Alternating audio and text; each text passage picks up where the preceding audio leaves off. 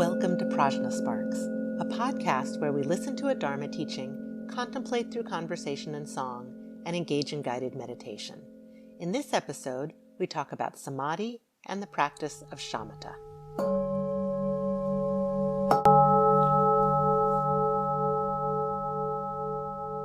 Anybody who knows me knows that I'm basically in love with the Buddha Shakyamuni. I am just transported by his being and what he has brought to the world, the teaching that has been so powerful to so many, the inspiration that he's raised in just countless teachers of so many different traditions of Buddhism, whose realization and whose care for the world and power has brought the teachings of the Buddha down over centuries and millennia to make them available for so many of us today. But the stories of the Buddha Shakyamuni's life just are utterly captivating to me. And I would recommend to anyone who's interested in Buddhism and even not to read stories of his life. There are lots of stories in the suttas. There's also a lovely, lovely book called Old Path, White Clouds that Thich Nhat Hanh put together from stories of his life in the suttas. But today's topic of samadhi is one that I like to actually start exploring through one of those stories of the life of the Buddha. The Buddha leaves his palace where he was a very pampered prince. Basically, his father, the king, didn't want him going off and doing something, horribly unsavory, like be a yogi, and pampered him and tried to keep him in the palace. But eventually, through experiencing things outside of the palace that woke him up to the reality of life, decides to go out there and start exploring being a spiritual wanderer, much to his father's chagrin. But what happens is at the time in India, it was an incredibly fertile time of spiritual practice. And there were many teachers that taught very high-end practices for developing deep, subtle levels of meditative concentration and absorption. And the Buddha's abilities were such that he was able to learn those and really master them in a short period of time. There were two primary teachers in the Buddha's life who taught different levels of meditative concentration like this. But what we find in his life is that the Buddha was really looking to overcome the obstacles that he saw that kept having this cycle of rebirth, aging, illness, death occurring again and again and again. And what he saw personally through his experience was that even these subtle, magnificently peaceful levels of meditative absorption were not quite enough to break through that root of samsara. And there's a lot of detail to the story that we won't get into in this very short podcast, but it's really very beautiful. So again, I encourage it with the proviso that I am in love with the Buddha Shakyamuni. So I might find this more enchanting than some of you, but go ahead and try it. Anyway, at some point, after trying all of these meditative absorptions and also trying very extreme levels of asceticism, the Buddha realizes, you know what? None of this is actually getting to what I want. I want to find a way for me and all beings to cut through the root of this cycle of rebirth, aging, illness, and death. So how do I do that? He eventually decides to leave the practitioners he's been practicing with and go to a solitary place, which ends up being a beautiful, magnificent Bodhi tree in what's now called Bodhgaya, the Vajra seat. And sitting under that tree, and he resolves to stay in meditation under that tree until he attains enlightenment. So he sits down under that tree one evening, and in the course of that night, attains enlightenment and very profound knowledges, and wakes up in the morning a Buddha, an awakened one. What the Buddha finds through this entire process is that while those meditative absorptions, those concentrative states, were not sufficient to cut through the root of samsara, they were absolutely valuable and necessary as a foundation for what is possible, what is capable of cutting through that root of samsara. And what is capable of doing that is vipassana, a kind of precise knowledge, or prajna, which we'll be talking about in the next session. So Samadhi is the second of the three trainings. We looked at Shila last time. Today we'll look at Samadhi, and in the next session we'll look at Prajna. But what's really important with Samadhi, to my mind, is to get a sense of how it fits. Why is it valuable? Why is it in the middle of these three trainings? It's in the middle because it requires some measure of Shila, ethical discipline, the ground or field that provides stability for that concentration and absorption to happen. That is Samadhi, that meditative stability that brings the calmness, the stillness to actually penetrate and eradicate the root of samsara, which is ignorance.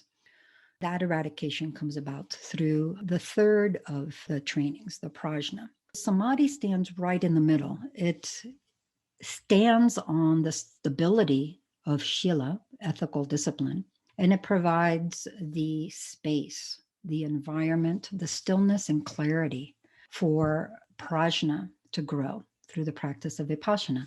And we see in all the Buddhist traditions that these two practices, what are called shamatha and vipassana in Sanskrit, are really valuable. Shamatha refers to a tranquility of mind free of the disturbance, at least for the moment, of all of the kleshas, all of the many different things that fall under the categories of attachment, aversion, or delusion. What samadhi does is, building on ethical discipline as a foundation, it creates an environment, a laboratory, so to speak, where you can have controlled conditions for prajna to investigate the nature of things and pierce through to the ultimate nature and open to realization.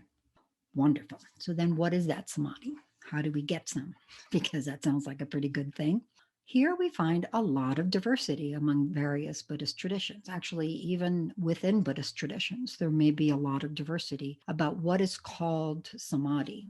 What is shamatha, for example, tranquility meditation, as opposed to vipassana, insight meditation. And you see a lot of differences between traditions. What one tradition might refer to as vipassana might be a method for shamatha in another tradition. In other words, in English terms, what one tradition sees as a way to develop insight into the nature of things may be seen by another as actually a method to calm the mind, to bring some tranquility to the mind so that it can have the conditions to pierce to the ultimate nature of things. In this podcast, I'm going to talk about these from the perspective of the Kagyu lineage of Tibetan Buddhism that I practice, because the little bit I know about this is very grounded in the context of that tradition. So there may be some differences that listeners may hear between what I'm saying and what they might hear in other traditions. I want to be clear about identifying the tradition this is from. So let's look at that. What does samadhi do? Again, samadhi is basically creating conditions based on an already laid foundation of steadfastness with ethical discipline, where we can examine mind in the Kagyu lineage. How does samadhi come about? The main practice for that is the practice of shamatha. And in the Kagyu lineage, this is considered sufficient level of meditative stability, of concentration of mind to apply prajna. As I mentioned earlier, there are other traditions that would say actually shamatha is only just barely enough threshold or access point, the entry point to much deeper levels of concentration that the Buddha talks about in the early Buddhist texts and are in some traditions considered the minimum necessary for sufficient insight or vipassana to develop. From our perspective in the Kagyu lineage, however, and other traditions of Buddhism, shamatha gives sufficient level of concentration that we can then apply vipassana very carefully. And shamatha, tranquility meditation, is basically what most people think of when they think of meditation. It's the very serene appearance of someone in a lotus posture or with crossed legs, sitting on a cushion with very erect spine and sitting calmly, allowing mind to rest. It sounds like we're making mind rest. We're taking something as a path to making mind rest. From the perspective of the Kagyu lineage, the way we describe it is actually letting go of what prevents mind's natural tranquility. So there's that sense that Buddha nature includes all inherent excellence as the very nature of mind. So what we do in shamatha is basically let go of all of the impediments to having that natural tranquility of mind be present for that moment. It's no easy feat. It does take some time. There are very lovely explanations of shamatha that go through a stepwise approach to help you gauge where you are on the path. And there's a lot of work by contemporary teachers of all different Buddhist traditions explaining these techniques. But the way I'd like to explain it is basically just focus on what are those qualities of mind that manifest most fully when we actually attain shamatha, which could take years, to be frank. And those qualities are usually described as stillness and lucidity in the space of a blissful ease. So when you see someone in a picture of a Buddhist center sitting in meditation, from the Kagyu lineage of Tibetan Buddhism, what we're doing is basically just fine tuning, letting go of the busyness that creates agitation. What is that? It's that state where we fall over too far into that lucidity of mind. Mind's lucidity means its capacity to know, to engage things, to think, to create. If we fall too far over onto that end of things, agitation and excitement results, lots of distraction. On the other end of things, there is that quality of mind of being very still, very steady, very calm. If we fall too far into that level, then we get sleepiness, dullness, even tuning out. Some people fall into that dullness and think, oh, what a wonderful meditation I've had. But actually, a shamatha that actually earns that name is shamatha that is not only still, but very lucid at the same time. A very easeful stillness that is also very aware, very clear, very alert, very present. And basically, that's all the instruction that's necessary for shamatha in our tradition. That doesn't mean that's all there is. It sounds very easy, but sit down to do it. And 5 minutes is enough to make you realize this is not easy at all. Why? Mostly for reasons we've been talking about throughout this podcast. We have a lot of habit of getting caught up in kleshas, karma, and dukkha. And when we sit down on a meditation cushion, there isn't some kind of magic wand that makes that disappear. Our habit of, especially that inner dialogue that's happening in our mind all the time, is very hard to turn off. The reason we do it ultimately is that that very heightened state of concentration that qualifies as shamatha is the basic ground for doing the work of vipassana, the actual work that uproots ignorance, because it counteracts ignorance with its immediate antidote, knowledge. What samadhi is doing then is bringing tranquility to mind. That brings me to another piece, because many people practicing meditation and even Buddhist meditation techniques are not necessarily doing it because they want to develop a strong foundation for vipassana. They may never have heard of vipassana or prajna or dukkha even. There are many meditative techniques that are premised in the Buddhist teachings that people use just because it feels good right now. It's easeful right now.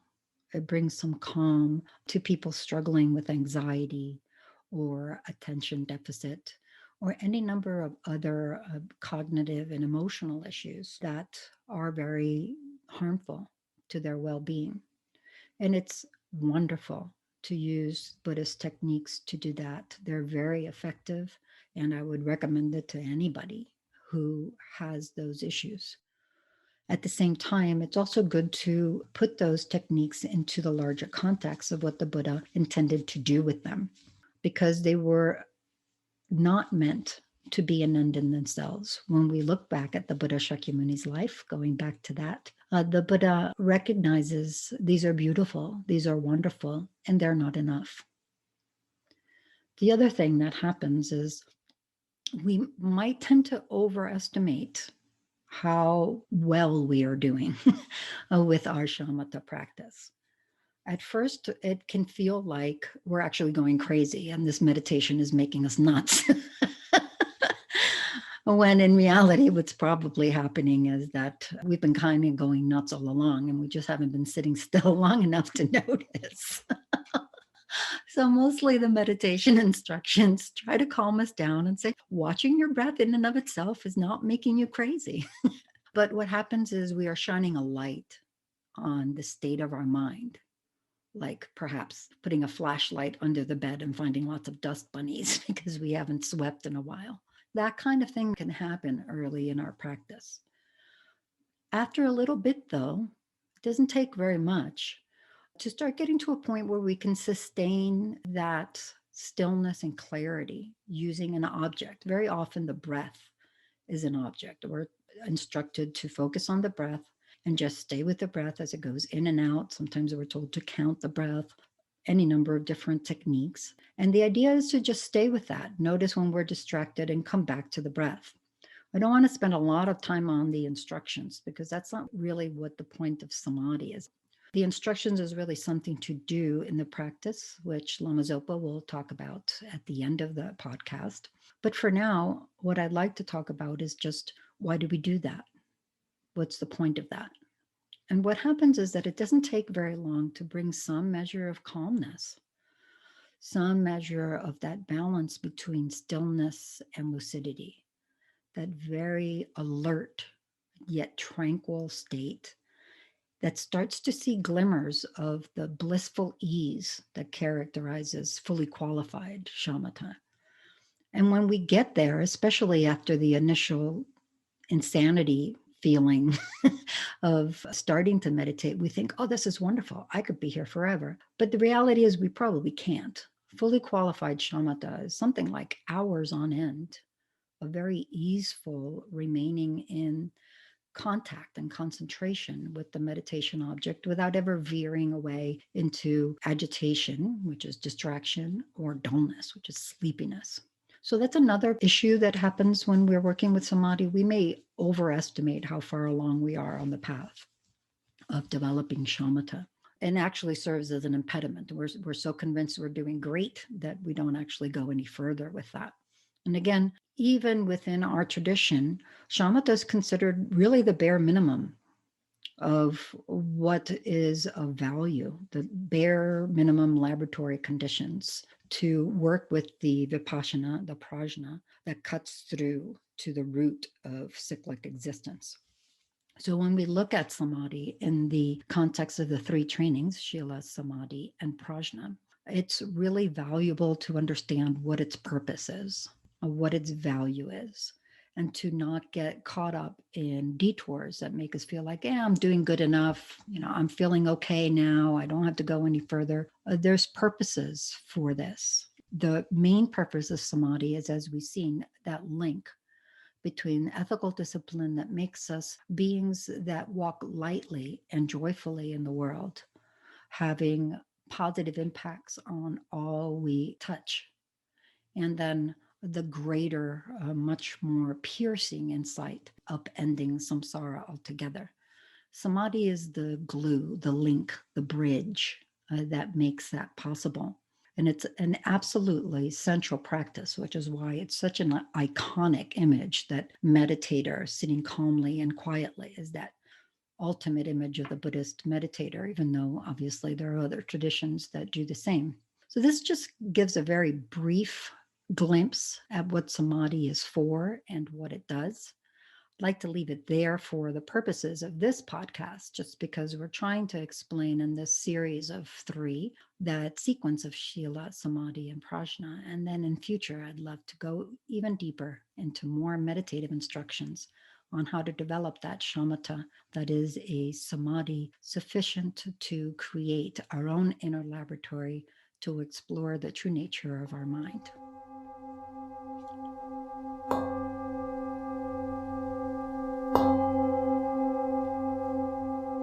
So I found that instruction very helpful. And I also always want to make sure I really understand some of the terms that you're using because I know that a lot of them are unfamiliar to people, and also because I have to write a song. So I need to make sure I'm using everything correctly. So you talked about shamatha and you talked about samadhi. What is the relationship between shamatha and samadhi? That's a great question. Samadhi just means meditative stability or concentration or even an absorption. Samadhi can come about through various meditation practices. It's any kind of meditative concentration, irrespective of how it comes about.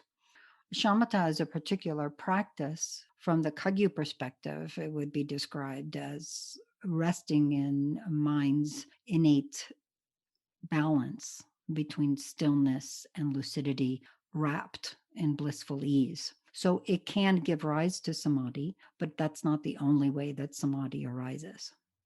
Okay, so shamatha is a particular practice that can help one to develop samadhi. That's right. Oh, fantastic. Thank you. I also really liked your clarification that shamatha isn't just about relaxation, because I do think that that's sort of a common misconception. And so, and I think about that relaxation part in terms of my own mind. I call it bing bing mind, what my mind does, because it's always going bing bing bing bing bing bing bing. Yeah, I just have like lots of thoughts popping up all the time. And so the calming aspect of shamatha has always been sort of clearer to me, like what it means, sort of that not having that bing bing mind going on.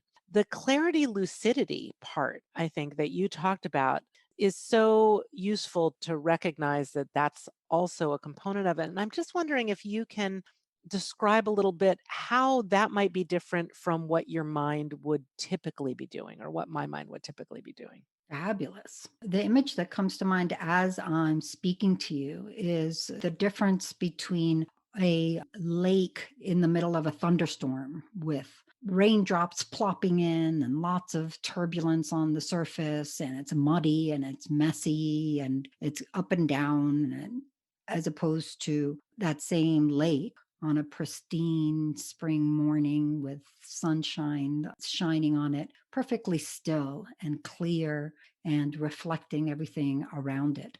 So that's the difference, basically, that bing bing mind that you talk about. Sometimes in the teachings, it's called monkey mind, that constant movement, almost obsessive identification with thoughts, which is exactly what the issue is. It's not just that we have thoughts, mind creates thoughts. That's what it does. The difficulty is that we identify with them, and then that leads us to another thought and another thought and another thought, like that torrent of raindrops disturbing the lake surface. When we're talking about shamatha, it's not just that calmness, as you say. Relaxation is very important for shamatha. It's important to get us into the early stages of shamatha. It deepens as we develop shamatha, but it is far more than that. It's a stillness that's very steady, that's very focused, like a laser beam, and also very lucid, sharp, clear. Again, that laser beam. So a laser beam is actually a really good analogy. It's almost like the ethical discipline is the ground under our feet that we plant. And then the shamatha is that strength, that balance, that sturdiness that is also sharp and precise, so that the vipassana can be surgically directed at the object. So that's the main difference, that the lucidity is one that is actually limpid and clear and pristine and undisturbed, as opposed to the perpetual disturbance of proliferation of thoughts without end. So it's the ability of the mind to focus within that calm state. Is that a way of thinking about it? Yeah, that's certainly a way to think about it. For mind to be very concentrated, the attention is very focused, it's honed. And what's the purpose? There's another thing to talk about. Why shamatha? Why is it even necessary? What's the point of that? Another very common example is if we want to see something in a dark room and we don't have electricity, common thing to do is to light a candle or a match. In ancient Tibet, it was butter lamps, little vessels of metal with oil in it that would be fuel for the lamp. Even if you're in a dark room with a match or a candle or a butter lamp lit, If there's lots of wind going, that light doesn't really have the ability to focus or concentrate light in a particular area. The flame is being moved around too much. What shamatha does is it provides that stillness. It provides that space of stillness where focus can really happen. And it's already a state of focus in attention and in concentration, but it's essentially a platform for it to go even deeper. And then that state that you get to is what you would call samadhi. Yes. Again, the important thing is a lot of times after we get past the initial stage of, oh, I must be crazy. This meditation is actually making me nuts, even though I was normal before. Eventually find out, maybe I wasn't so normal before. And then we start to tap into the resources of relaxation. And we think, oh, this is it. I can do this shamatha forever. But, 10 minutes in, we're like, okay, that's done. That's also not shamatha. Mhm. Shamatha is the ability to effortlessly remain poised right within that stillness and lucidity that is the natural property of mind and brings forth that sense of blissful ease, again, naturally. One way I like to think about shamatha instructions, and the easiest way I know of, is basically to dial yourself back and forth. You have too much distraction, that means too much lucidity. You're falling that way. You ease the mind back into a stillness. You got any sleepy or numbing out, too much stillness. You dial the mind up towards more lucidity. I always love to think of the old time radio dials where you had to dial in the station. If you went too far, you got static or you got nothing. But if you dialed it in just right, you would hit the station. That's basically all that's happening during shamatha. We are trying to allow our mind to relax into its natural state of balance, stillness, and lucidity. And when we get to the level of being stable in that for a fairly long period of time without a lot of effort, without a lot of dialing back and forth, that is the samadhi of shamatha. Great. Thank you. I also appreciated your discussion of the progression from ethical discipline to samadhi to prajna. You talked about how Buddha Shakyamuni, with whom you are in love, Yes. had developed ethical discipline and samadhi before he sat under the Bodhi tree, right? Yes. So, to what extent do you need to master one before you can move on to the next, or can you do them all simultaneously? That is a huge topic of inquiry and debate among the various traditions of Buddhism. There are some that say, actually, even shamatha, that particular level of concentration is not enough. There are levels of meditative concentration which are akin to what the Buddha actually practiced that are called jhanas or dhyanas in Pali or Sanskrit that are even deeper, more concentrated states than shamatha. And some traditions say that that's the minimum before you can reasonably practice. Not that you can't do vipassana without it, but for it to be effective, it requires that level of concentration. Other traditions say no, shamatha is fine. Other traditions say even short of shamatha, there's something called a momentary concentration, almost like brief blips of that tranquility. And some traditions say that's enough. Other traditions say you don't have to accomplish any of those levels of concentration before you start vipassana. You do the two together and you practice the two together to reinforce one another. Also, other practices, like in Tibetan Buddhism, there's a lot of Vajrayana practices that involve very complex visualizations, creative imagination. Shamatha is really valuable for doing those. There are many who would say that without shamatha, you can't effectively do those practices. But there are many, many people who still practice those two together. In fact, some of these practices can actually reinforce shamatha and vice versa. So there isn't a definitive answer to that. It also depends a lot on each individual person. There are some individuals who actually go about developing that progression from the avenue of insight or vipassana and then develop some tranquility, and others the other way around. So it's a very hot, open question. A lot of it depends on each person. And more important than anything, it depends on our practice. Our experience is what's really going to govern that. Overall, though, I think there would be some consensus that it's difficult, if not prohibitive, to really engage vipassana to the level required to pierce that root of samsara without at least a minimum level of concentration that can be described differently as momentary concentration or shamatha or jhana or what have you. It's very difficult to do that without some other intervention. And then there are other ways of accessing that. But I think that gets even more complicated. So we'll leave it there.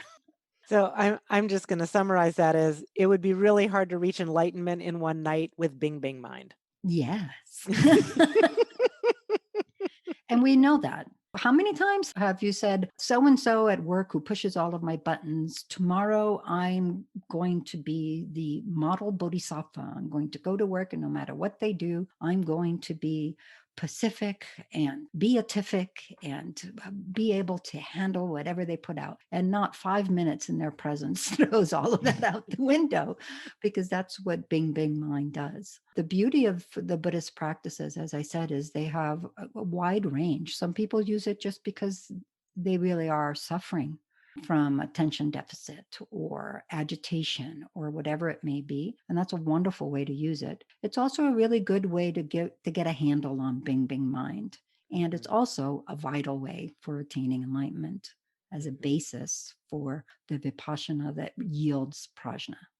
And that's a great segue because I want to talk about mindfulness. I'm a psychologist. Mindfulness-based interventions are, I don't know about all the rage, but they're certainly more accepted and popular in psychology than they used to be. And as we think about mindfulness-based interventions in psychology, most of those are based on some kind of non-judgmental awareness of physical, mental, emotional conditions and really being focused on those in the present moment. That's, I think, the familiarity that some people are going to have with mindfulness because that's been more popularized.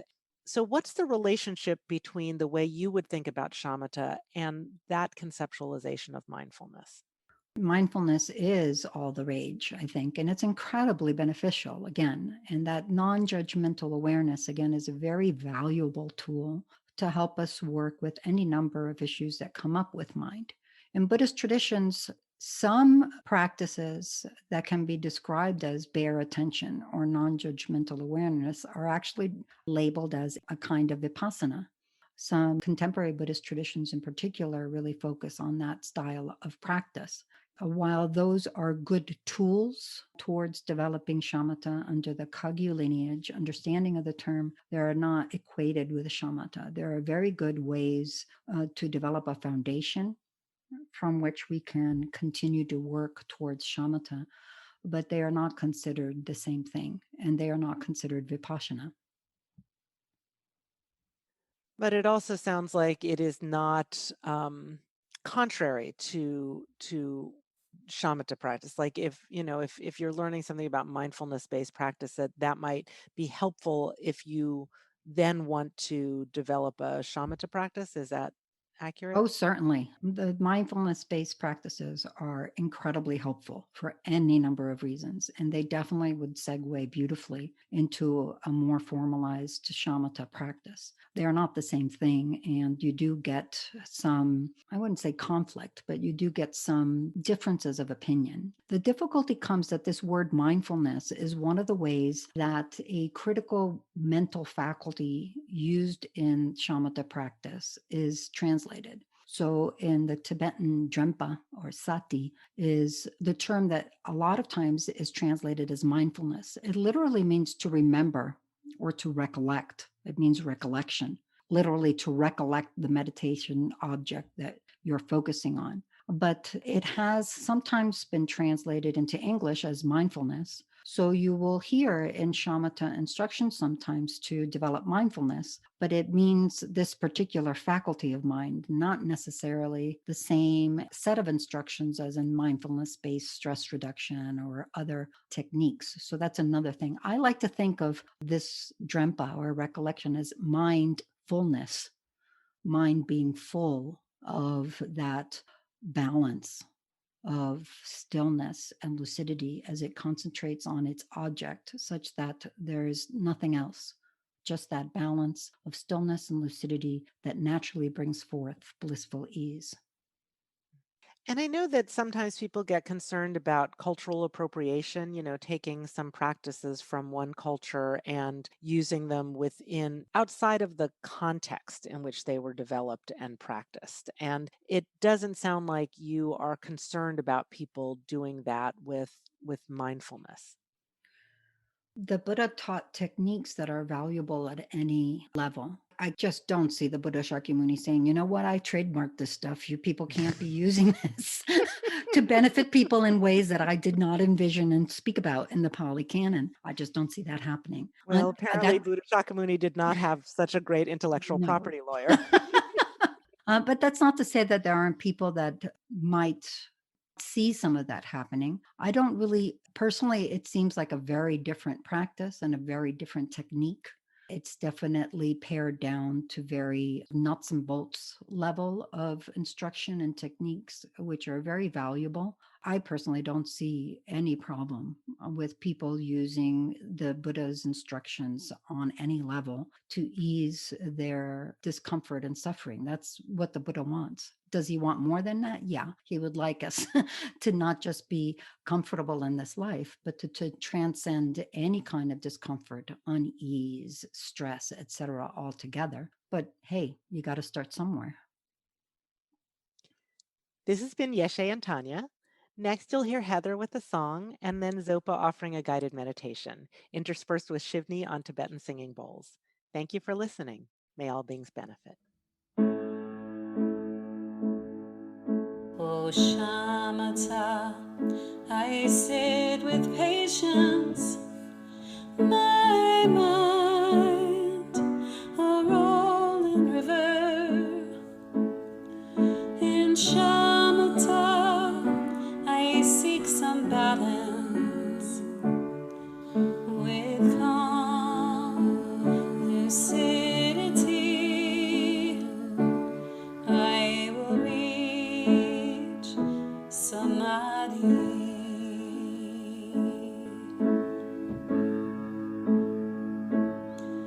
O Shamatha, you build on Shila, a strong ethical practice.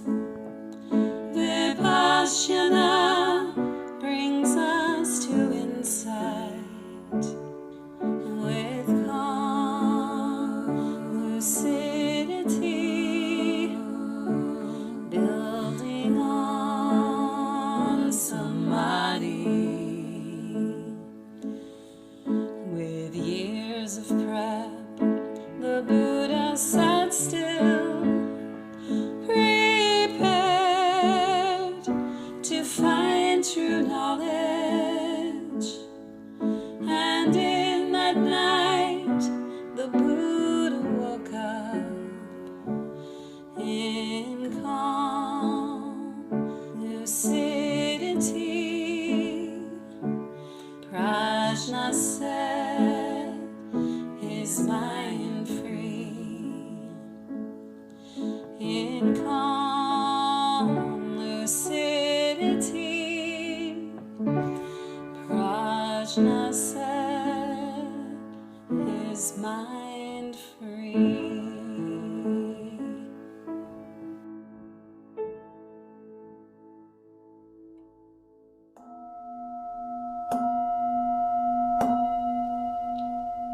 Hello, and welcome to this episode's meditation, where we're going to be meditating around the principle of Samadhi, which is, as we've all heard a little bit about, the meditation on meditative absorption, what I like to think of as being really present and powerful, being aware and grounded. All of those connotations the term Samadhi holds. Before we really dive into the meat of it, let's just begin by bringing our attention to taking our seats, to finding a position that is both comfortable but also empowered, where we feel neither dull nor sluggish nor sinking into the form of lethargy, but also something that doesn't feel too strict or imposed. Traditionally, this is taught as this position where we have an erect spine with crossed legs to whatever capacity we're able to do that. And this upliftedness of body that is both grounded on our seats and feeling the energy flow through us up and moving through our bodies, so that we can really pay attention to our own embodiment in the moment.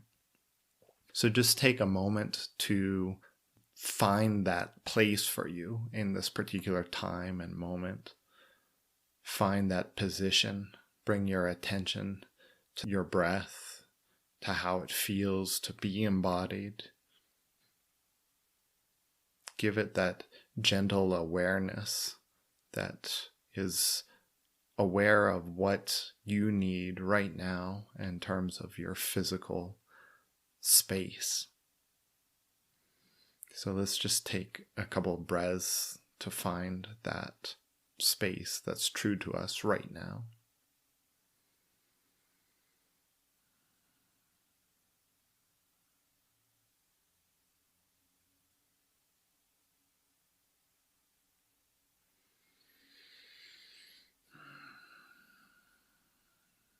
So now that we're grounded, feeling our presence here on the earth at this time, at this place, the breath moving in and out. Before we actually get into the topic of samadhi, we're just going to employ a basic principle of how mind works that the Buddha emphasized, and which is just that if we see the advantages of something, whatever it might be, our minds naturally turn towards it. This is the way that mind works. So the more that we can call to mind our own connection with samadhi, our connection with just how amazing it would be to drop into that blissful ease that is mind's inherent nature, and really connect with the yearning for that, then that principle just brings so much ease and naturalness to our meditation. We are inspired. We really want to accomplish this. What is it like to have that easeful stillness that is alert and present, that particularly fine balance where we feel completely relaxed and at the same time also fully alert? How amazing would that be? And because these are properties of mind, properties inherent to our awareness, then we've all had some experience of this throughout our lives. We've all been able to tap into that. And so really when we're talking about samadhi, about developing samadhi, we're talking about training our minds in such a way that we're more and more capable of stepping into that, of holding that space that's that fine balance where we're concentrated, we're present, but not with stress or aggravation, but simply the power of our attention is so honed, so skilled that we're able to place it and hold it on whatever we like. So part of this may require us to examine our understanding of what relaxation is, of mind, of what is possible and meaningful to develop. That, of course, is something to work on before the meditation session, to contemplate. But right now, for the purposes of this meditation, just call to mind whatever sense you have of that, whatever certainty you have of how amazing it would be to get into that place, to step back into that mode of being where we are present with that natural blissful ease that is our very nature.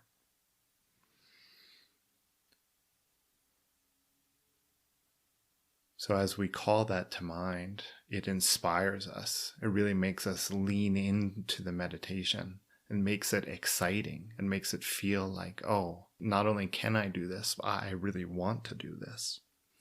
So reminding ourselves of that then we actually turn towards Samadhi, to this meditative absorption, this resting without distraction, letting go of what impedes mind's natural tranquility, where we're fine-tuning that dial between the stillness of our mind and the lucidity aspect of our mind, where we're finding that very sweet spot, almost like balancing on a balance beam, or on the old-time radio with the knobs, getting just to that channel where you have to adjust just a little bit to find that sweet spot. So we're going to practice like that. We're going to go into the meditation. And again, for this meditation, we'll just take as the focal object our breath, the natural flow. You don't have to change it at all, however it's coming. Let it flow, let it rise and fall through you. Just pay attention to it. Use that as the anchor for your attention. And if you find yourself getting swept away in thoughts or judgments or fantasies or any of these things, just recognize, oh yeah, this is part of the lucidity aspect of my mind, and I need to increase the resting aspect a little. On the other hand, if you feel yourself getting sluggish or dull or kind of dropping into a stupor, recognize that this is mind's natural stillness aspect, but we need to balance it out with that lucidity so that we're really grounded and present with the focal object. So let's try practicing like that for a series of breaths for maybe about 2 or 3 minutes.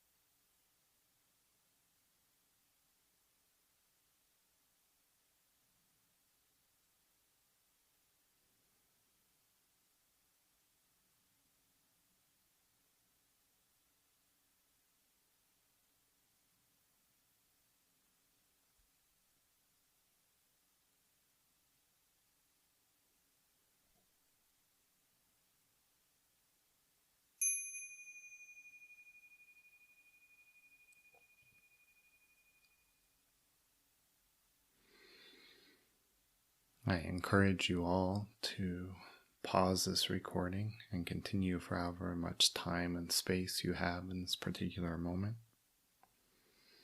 This meditation is so powerful, and it's not only powerful in giving us a little bit more ease and well-being in the everyday sense, but it also lays the foundation for that transcendence, that being able to get to what's at the very core of who and what we are. So thank you for all that you do.